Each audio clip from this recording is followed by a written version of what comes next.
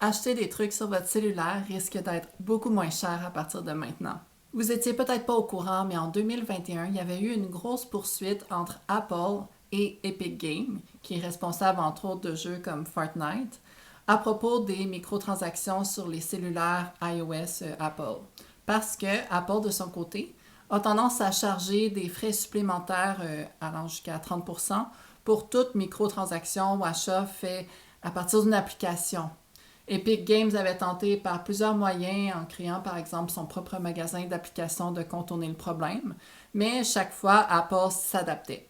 Donc en 2021, il y avait eu la poursuite, il y avait eu une injonction de la Cour en Californie qui obligeait Apple à cesser de charger des frais supplémentaires pour les achats faits sur le App Store ou des applications du App Store.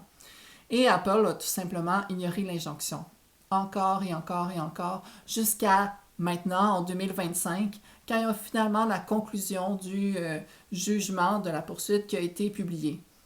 Et Apple risque de devoir payer de grands frais et de subir beaucoup de conséquences pour avoir à la fois continué de charger des frais supplémentaires pour les achats faits sur le App Store et dans les applications, et pour avoir fait toutes sortes de manigances pour dissuader les entreprises de contourner cette espèce de mur payant-là. Donc le juge décrit toutes ces manigances-là et dit que ça doit cesser à partir de maintenant. Apple doit permettre les transactions sans frais supplémentaires et arrêter de dissuader la relation entre le client et l'entreprise du simple fait que ça passe par une application qui est comprise dans le App Store.